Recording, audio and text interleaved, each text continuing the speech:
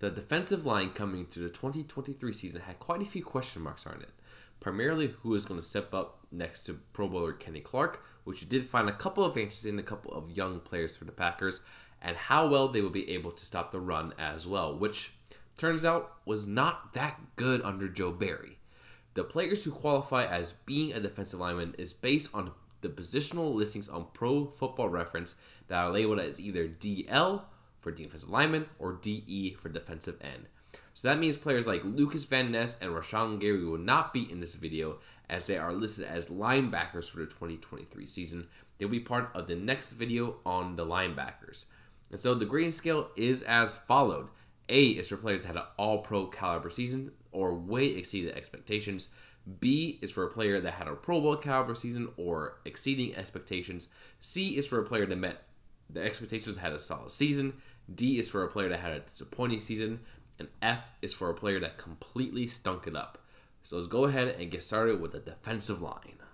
Getting a much larger role in the defense after a strong showing late in 2022 and with a couple of veteran pieces departing in free agency, the second-year player from Georgia had a season where there were flashes of being a very, very dominant pass rushing defensive lineman, but also had some consistency issues with wrapping up the quarterback, discipline in a run game, and wrapping up the ball carry in general, which did limit his uses on early down run plays. In the 2023 season, Wyatt appeared in 17 games, started 5 of them, recording 36 tackles, 5.5 sacks, or 7 according to PFF, 6 tackles for loss, 11 quarterback hits, and 45 pressures. His overall PFF grade was 62.3, with a run defense grade of a pretty abysmal 46.4, and a pass rush grade of 80.4, which is really, really good. It was a very up and down season for Devonte Wyatt, where at times he was a very dominant force next to Kenny Clark on the defensive line, terrorizing quarterbacks when they dropped back to pass, but also being so out of position on run plays that let runners run right by him and into the second level. I'm giving Wyatt a grade a C+ for the 2023 season because his pass rushing powers was so good, but he really does need to work on the run stopping abilities. I think the new system under Jeff Hafley would be a great thing for Devonte Wyatt, getting more bodies on the line and taking a more O-lineman for the opposing team, meaning he had to be less focused on double teams, and I expect big things from Devonte Wyatt in year 3 in 2024. The Packers' big run-stuffing specialist had another solid season in 2023, providing great depth as well as getting his big body in the way to open up lanes for the linebackers and other defensive linemen to get into the backfield to make big plays. In 2023, Slayton appeared in 17 games, starting in all 17 of them, had 50 total tackles, with 23 of them being solo tackles, with 2 quarterback hits and 14 total pressures. PFF gave him an overall grade of 65.1, with a run defense grade of 61.9 and a pass rush grade of 61.3. He had another pretty solid but not over-the-top spectacular season, so I'm going to give him a grade of C. I do expect him to be another solid contributor in 2024, and will provide a solid presence on early down running plays for the Packers. The Packers' 4th-round rookie out of Auburn did not appear much throughout his rookie season, only appearing in 256 total snaps across all 17 games. He played decently in his opportunities, recording 17 tackles, 10 of them being solo, 1 tackles for loss, half of a sack, 2 quarterback hits, and 11 total pressures.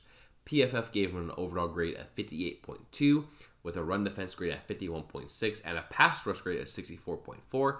It is really hard to say how good Wooden's rookie season really was, as he didn't really play during much of it. But when he did play, he did it at a little bit of a below average level. I'm giving him a grade of C-, as he did get passed on the depth chart by another rookie and didn't really wow during his limited playing time. It will be interesting to see how he comes back for his sophomore season, as he has put on some weight to bulk up down in the trenches.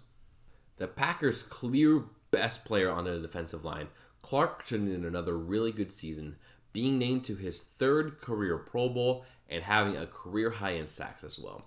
But it wasn't all great for Kenny Clark, as it looked like he really did struggle in defending the run at times, but that could have been due to poor run defense scheme by Joe Barry and playing through some injuries as well. In 17 games, all 17 being starts, Clark had 44 total tackles, 22 being solo, with 7.5 sacks. PFF gave him a total of 9 sacks, 2 forced fumbles, 16 quarterback hits, and 61 total pressures. PFF gave him an overall grade of 68.8, a run defense grade of 61.2, and a pass rush grade of 74.4. Overall, Clark had a really solid season, having his best pass rushing season of his career, and he made the Pro Bowl for the third time. But he did struggle in run defense this year, so I'm going to go ahead and give him a grade of B+, as he had a really good season, but wasn't one of the true elite defensive linemen in the game. I do fully expect him to have another great season rushing the passer as well, and with the new scheme coming up for the Packers, I think he will be improved on the run defense as well. So expect a big year for Kenny Clark in 2024. The 6th round rookie out of Bowling Green, Brooks became the biggest surprise on this Packers defense, turning into a key rotational piece and a really, really good pass rusher, which wasn't expected out of a 6th round rookie. Karl Brooks had an amazing motor, never gave up on plays, and proved to be a very, very valuable piece of the Packers defense. He appeared in all 17 games for the Packers and recorded 20 tackles, 12 of them being solo, 6 tackles for loss, 4 sacks, a forced fumble, 5 quarterback hits, and 25 total pressures in a very limited pass rush size because of his initial spot on the depth chart.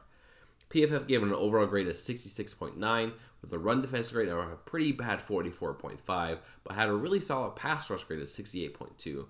Brooks was an incredible find for the Packers in the 6th round, and he will be a great player, I think, for years to come. I think this offseason he's going to really focus on his technique and be a really, really good player.